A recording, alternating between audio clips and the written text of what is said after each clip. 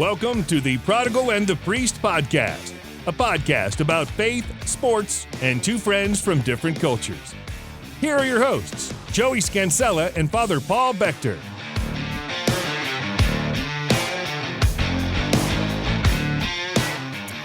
Welcome to our listeners, the good people of the world. The world. Big. Father Paul, what different voice you have. Mm-hmm. Yeah, I'm sick. Well, if you're joining us for the first time or many times, Father Paul is he on vacation? What is he doing? He's on a silent retreat. He's on a silent retreat. So kind of like a vacation. Yeah. With God. With God and himself. So I'm joined by one of my good friends and colleagues, Marcy Combo. Yeah. Do I look at you or do I look here? We look at each other. You look at each other. I'm nervous. So, yes. I'm so nervous. Why? Because...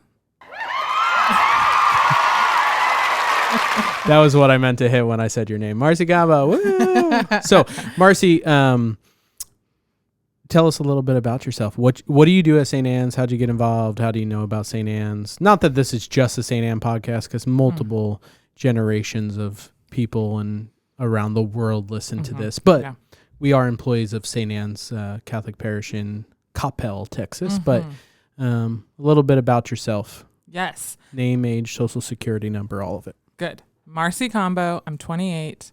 4-1. I'm just kidding. I'm not 28. I don't know why I said that. I'm 30 and I'm almost 31. And I grew up at St. Anne's. I heard about it from my mom when I was 3 and been going here ever since. It's my place. I've had all my sacraments here. But after high school, I decided to volunteer with the high school ministry, and then I never really left, from volunteer to staff member. But now I work both, dual, youth ministry and communication. Dual threat, we call it in sports. Yeah. Oh, yeah, because it's a sports podcast. Yes. I know a lot about that. Well, faith, sports, and two friends from different cultures, which we really fit the bill Yeah. of this. I'll be the priest, you be the prodigal. Yeah. Oh, okay. Or you could be the priestess. I am the We're modern. Yes. And so I'm a dual threat, comm, team, communications, and youth ministry. Yeah. Which is a little bit about, we talked about one episode of social media. I don't know. Are you a regular listener? Yes. I haven't listened to last week, so don't bring up anything about that. Okay. So Titanic sunk. We mentioned it. I actually haven't finished that movie, so thanks. There you go. How did you get involved in communications here? So I always did communications for youth ministry. I was the coordinator of high school ministry, and that was part of my job. Joey, we're not only coworkers. Joey's my boss. I feel like I'm supposed to be talking to the camera. Don't. Okay. Yeah, They're not even here. We're just two friends, different cultures, sports and faith. That's right. And so I like communications a lot, and specifically social media, digital communication. And whenever we switched to the pandemic, when we just decided that we were going to start doing the pandemic, when the pandemic, we were like, you know what a good idea is, guys? The world has not struggled enough in the last few years. Things have been going too easy. Yeah. We need a global pandemic. And so we just, St. Anne's sparked it. Yeah. So when quarantine happened, shelter in place, masses got canceled, there was like a team of people that jumped in to help get St. Anne's online. And so I kept helping with that and then kept helping with that until someone was like, great, can you just keep doing that? Yeah. So and then here I am. My life got harder. So thanks a lot. And also what our viewers should know, right, is the fact that you at one point lived with my family. Yeah. For a while.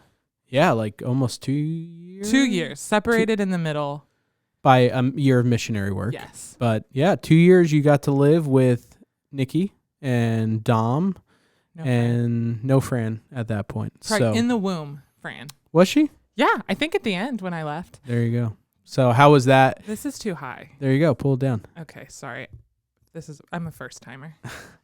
How was that living with our family? It was great.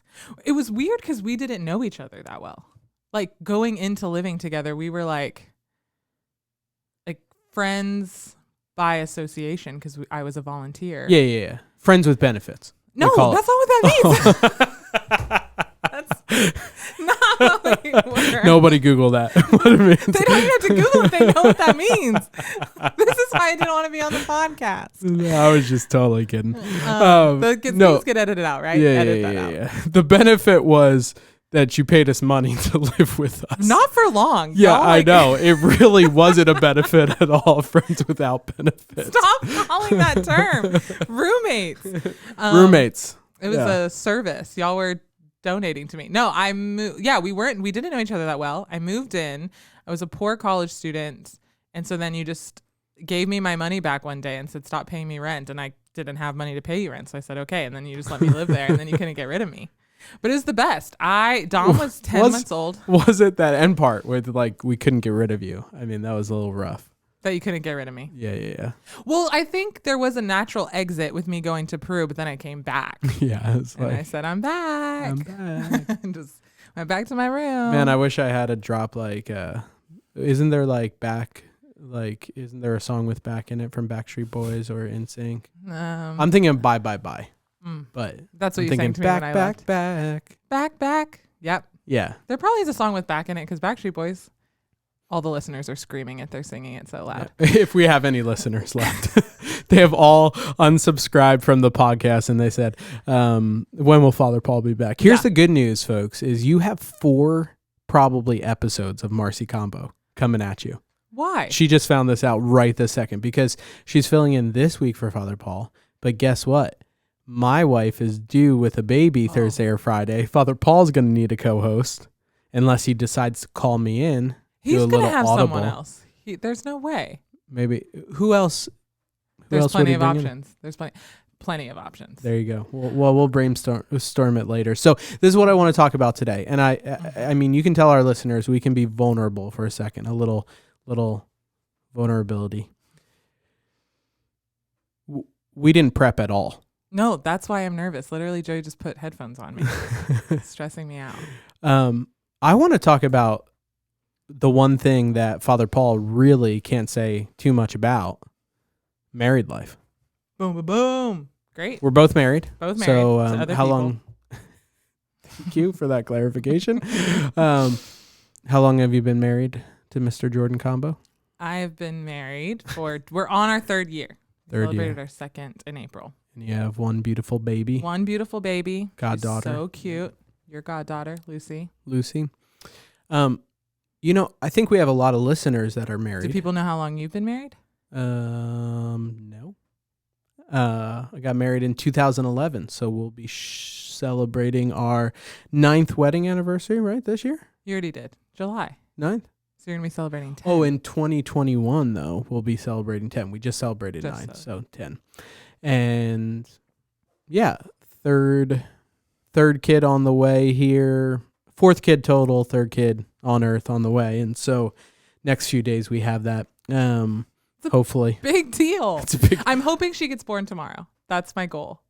So go ahead, tell everybody why. They know the naming. If you don't know, the 2 options. The option is Sophia, is the baby's name.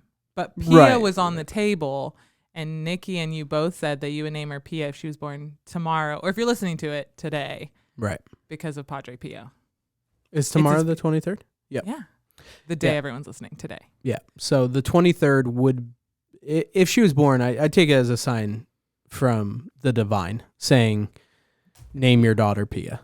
Here's the deal, folks. We love Padre Pio. My great-grandfather had a devotion to him. Actually met him, went to confession with him in Sicily. That's cool. That's so cool. That is cool. It would be like one day if Father Paul became a saint, which I highly doubt, we would be like, I went to confession with that guy. I did a podcast with that guy. Yeah, that was Prodigal and the Saint. Yeah, I was the saint. We would have to change it. We would. They would have to add halos to our image. Well, you don't both become saints. By association? Wouldn't I be a 3rd-class relic from just sitting? Wait, humans can be? That's not true. I doubt it. This is why we need Father Paul. This is why, yeah. So much heresy in the next 2 weeks, folks. So just, if you want to tune out. But stay tuned in. That's right. I'm excited, though, in regard that you bring a female perspective, which we've only had male perspectives. And second is we both bring married perspectives. And I think that's something that we have a lot of married couples that listen to this podcast, or even just one of the spouses of the married couples. And I think it's something that I've mentioned to Father Paul. I'm like, yeah, we should talk about it. He's like, he's kind of like, yeah, stay holy, San Diego. He has never said that, but I just came up with that. So direct quote. So I want to kind of start with like general impressions of like, what did you think a Christian marriage was gonna look like, and what does it look like? Like, what expectations? Because I feel like women are told all different things. Yeah. Men, not as much, but like there's the whole take a list, write down every attribute you've ever wanted in a man, and then if it happens, that's a sign. Like just go through like, where were you at of like, this is what I'm looking for in when you were in your dating phase, and what is the reality of what it's like? Yeah. I don't think so. I went through like a bunch of chastity talks. I'm going to be able to hear all the times I say like, and it's going to drive me insane. Don't listen to my likes. But I went through so many chastity talks where some people would suggest writing out a list of everything you ever want in a man and never settle for less. And so at one point in my life, I did that. And then I kept it and I refined it. And then it just stressed me out. And I think whenever I lived with you, I was 24-ish. Yeah. 23, I don't know 24. about you. I'm feeling 24. Yeah. And like you were really obsessed with being very concerned that I wasn't dating. I don't know if you remember that. Like there was a lot of... I don't remember that. We talked about it a lot. I probably just wanted you out of the house. Yeah. Are you going to get married? Come on. So I don't feel like I ever went through a dating phase. And I don't know if it was because of this, but those lists stressed me out. Like that list of this perfect human of never settling for less was really stressful. Do you think that's a stress? I mean, you were / are a youth minister, right? That was your primary position here and core member, all that. I mean, do you think that's healthy? No, I don't suggest it. I do think though, like nothing against those youth ministers or those people who do, but like, can anyone ever live up? No. And I had a priest tell me in my 20s to take that list and write. What was his name? Father Nathan. Oh, I was expecting you to be like, none of your business. That's fine. But okay, I don't know. Father Nathan. It was great. He said to take that list and write out burn it, never get married, become a sister, and write out the characteristics of who that man deserves as a wife. And then you work on becoming that woman. And that changed my perspective because I had things that were like so physical and stupid. And like, I wanted them to love dancing. Like I insisted on them loving dancing. And I don't know why. I was like, I can't marry someone who doesn't dance. Does Jordan love to dance? No. He loves it. He does not. But he dances with me because he's nice and loves me. Right.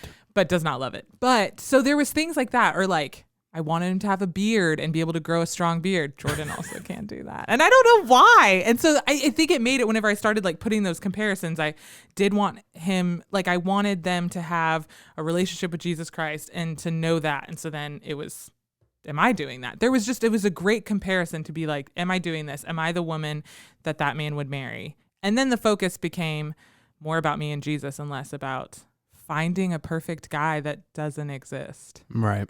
And picking it apart. So I don't recommend it. I would recommend that. Or if I do talk to girls that have that list, talking about what are expectations and what are standards. Like you need to have standards that don't get shaken. Like they need, like what is your standard? Are they going to be the head of the household? Are they going to lead you to holiness? Are they going to die for you every day? Those are standards. Those are biblical standards that God gives us as a map for marriage. And then what are your expectations that will get crushed? So speaking of crushed expectations, so yeah, then what was the reality of it? So you like how did it go about for you? So you got set up with Jordan, or I got introduced to him by his brother in 2011. also J Combo? Also J Combo. Also his other brother, J Combo. Yeah, they're Jordan, Joseph, and Jacob. Yeah, Jacob and me were on the core team. He introduced us, got set up, kind of. But it really was like we just won. And he went to UNT. We did not cross paths in college. You went to UNT. I went to UNT. Jordan loves to go say... Eagles. Go Jazz Claw. Jordan loves to say that we met in college, which isn't true. We met when we were college age. I think I saw him on campus once, maybe. Yeah, no, I did see him on campus once. Anyway, that's neither here nor there. So we knew of each other, had somewhat of a friendship, acquaintances. And then one day in 2016, I don't know if that's true, we just were catching up and then just never stopped texting. And alas, here we are. And now you're married. You have a baby. Yeah. And life is great. Life is great. So I think expectations, but I had worked through a lot of that healing of what are my expectations? What did I used to think a husband had to be? What are my standards? That I had already worked through. So what would you recommend to a young adult then discerning marriage? I mean, any good keys? I mean, I know for me, we say it every episode. It's like, pray. Yeah. And I say that in youth ministry all the time. And the kids are like, yeah, I know what you're going to say, pray. And it's like, yeah, I say it so much because Jesus said it so much because it's so true, right? First Thessalonians, pray without ceasing. Yeah. But like, what is the practical, especially for a woman with that? Because I feel like, I hate to put it this way, but I feel like y'all are the ones with the pressure, in the sense of like, people are always like, yeah, internal clock is ticking and you got to get married and you got to have babies and you got to have this. And if not, like, why aren't you a nun yet? It's like, especially in the Catholic world, I don't know how young adult, young lady, like discerning that, struggling with that, praying through that, like, what do you recommend? If not, write down, obviously not write down a whole list, but what? I don't know. Wow. This is supposed to be an inspirational podcast that helps people. Wait, what's your question? Discerning married life? Yeah.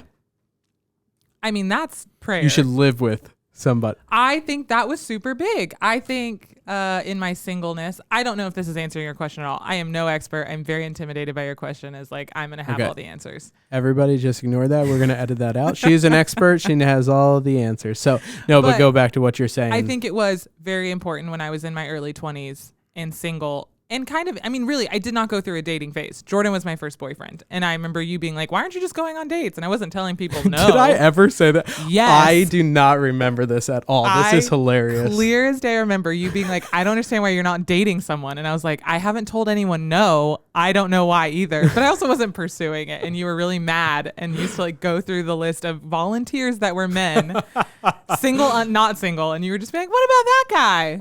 Yes. You were very obsessed with it. I don't know if Do you want me to name some of the names that I named? You probably can't remember. That's uncomfortable. They're probably married.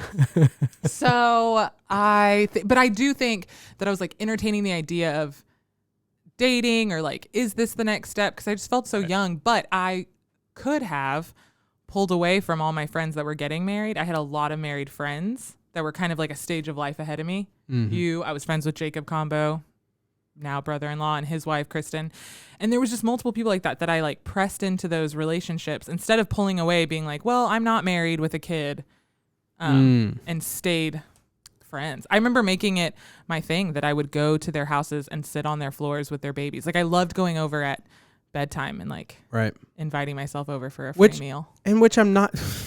Yes, you do. Yes, you loved free meals. I'm not saying. Don't misconstrue this, because you at a different point in your life, you lived with other, single females or dating females. So I'm not saying like somebody who is like in a group of people as guys or as girls or any of that, like that's living with their friends. Like, I'm not saying that's bad, but I do think you hit on something good, which is married people at times live within themselves and don't think out of how I can teach that younger generation, and vice versa. The younger generation says, what can I learn? Instead, they're just like, well, I'm not there yet. And I think both need to lean into each other to say, like, yeah, what is it like for this? I love having, like, we had Greg the seminarian over, and I love that because, I love for him to see, like, okay, this is, if I go through with this is what I'm giving up. And also for him to be like, praise God, I'm giving this up. This is crazy. I mean, you live with Dom. So He's yeah. the best. What would you say to a guy who is like discerning marriage? Like biggest advice, because, we didn't really hammer down on it, but it's like, marriage is totally different than probably your expectations any of that. You love Jordan. It's a great marriage. I'm great friends with Jordan. One of the best guys I know. I only know two, but he's one of the best. What would you say to the young men who don't necessarily have that same pressure on and any of that discerning marriage and dating?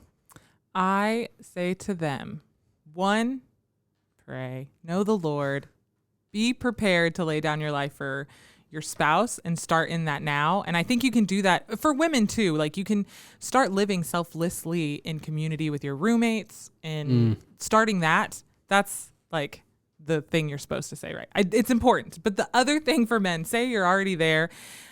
I think it's good to have female friendships that you know how to have a friendship with and care for and respect and sacrifice for, all good too. But young men, ask girls out on dates. I feel like there's this pressure.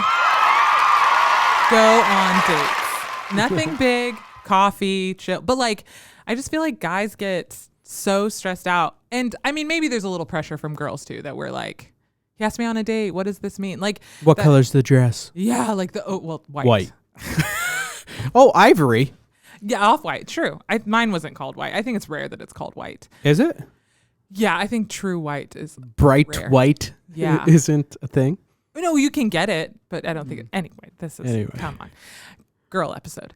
But I think there's a pressure where boys don't ask girls out because it's like, well, I don't know. Is it going to be something? Just go on a date. Like, get to know each other. And like, we have a core team that's our volunteers for our youth ministry. Very young core team. And there's a lot of single, great, awesome men. Also single and ready to mingle. Single and ready to mingle. And also a ton of beautiful single women on our core team. If you want to join our core team, you can register at saintnym.com. But if you'd like to find your future spouse. Seriously. And so I'm like, ask each other out. Like I don't know what else they're doing. They're holy. They're serving the Lord, mature disciples. I think that is something that you hit on there as kind of a closing idea, is like the fact that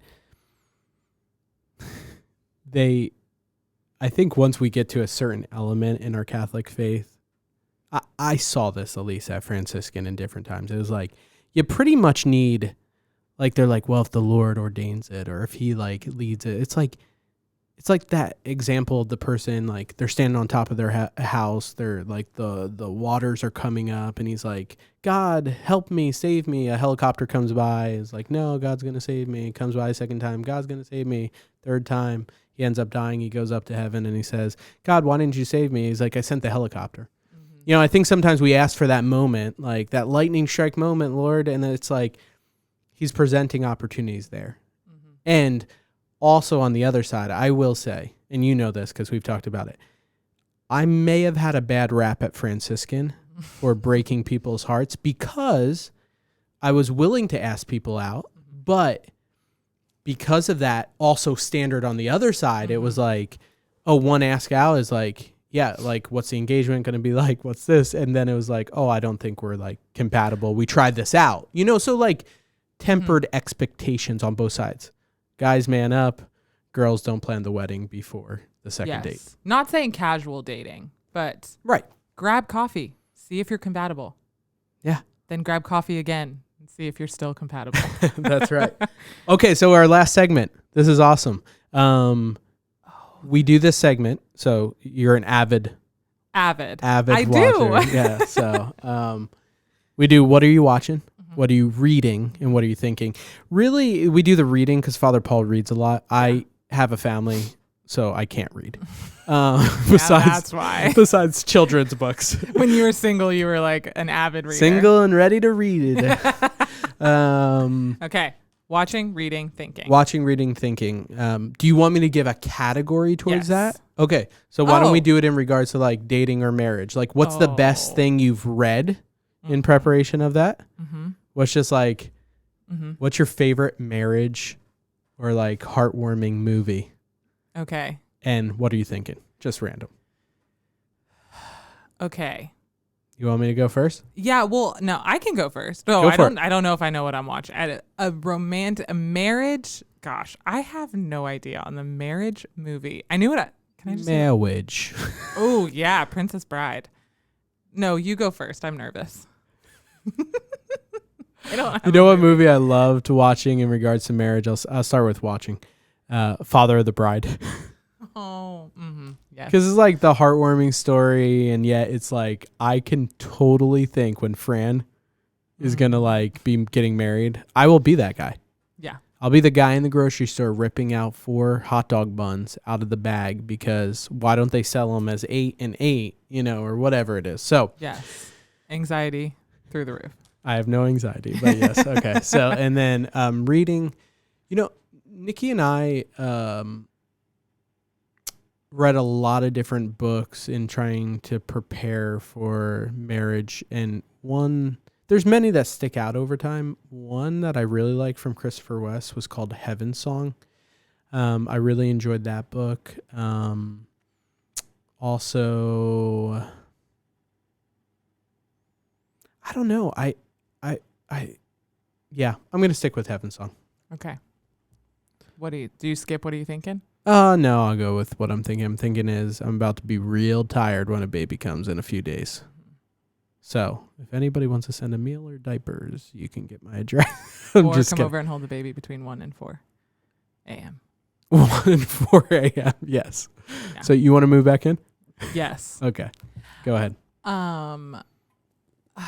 I feel like I'm drawing a blank because I knew what I was going to say for watching without a category. Okay, go watching.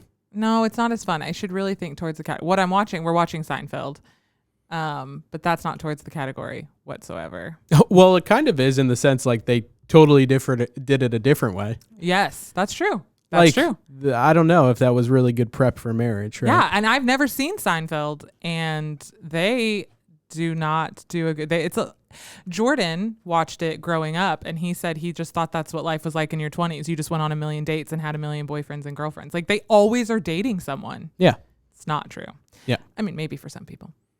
My marriage movie, I joked, you said it, but I think Princess Bride. I love that movie. Or is it cheesy to say The Notebook? Like, really? He loves her till the end. Are you kidding me? It's so sweet. I've never seen it. How many things can I say watching? That's too many. I was about to say another one. But anyway.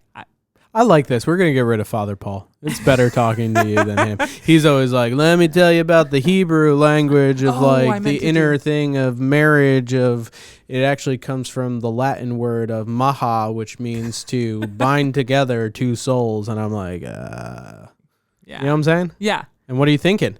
Wait, I didn't do what I'm reading. Oh, I apologize. But this is also I'm the worst guest because if you would have had me prepare, I would have known answers. But I'm reading a book right now. Me and Jordan are with our married community, and we got it on Kindle, so I can't think of the name right now. But it's the one off of JP2's Theology. Love and Responsibility. But it's not that one. It's like the one that Edward Shree. Oh, okay. You know what I'm talking about? Are you Googling it? Yeah, I'll tell me. It for Anyway, it's really good. So JP2 wrote a book, Love and Responsibility, about theology of the body, really beautiful, talking about marriage. Men, women, and the mystery of love. That's it. I was like, it's a lot of commas. And so then Edward Shree, very smart man, wrote a book called Men, Women, and the Mystery of Love. Yeah. Yes. And so it's like kind of his commentary about JP2's Love and Responsibility. AKA : practical insights from John Paul II's Love and Responsibility. Yes. It's very good. It's probably way easier because I'm not Father Paul, easier to read than Love and Responsibility. Yeah. Definitely go the Kindle here though, folks. It's $8.49 compared to the paperback. $19. Yeah, that's why we did that. But that's why I don't know the name of the book, because I'm not like Hashtag married life. Hashtag budgets. And then what am I thinking? I'm thinking that I'm really hot. I regret keeping This room. so hot. Yeah, folks, we are in. This is the trenches. Yeah, we're in desperate straits doing this podcast. All right, like send help. Yes, I don't know. We need to start a Patreon or something to get some fans. Some AC. Can they not see where we are? It's a rough setup, but yeah, I kept my sweatshirt on and I'm regretting it. It is hot. Yes, definitely regretting it. So, Marcy, this was awesome. We should do it again. Is it too long? It was too long. No, it's great. Okay, I great. love it. So, on behalf of Marcy Combo and Joey Scansella for Prodigal and the Priest, we want to say take care. And God bless.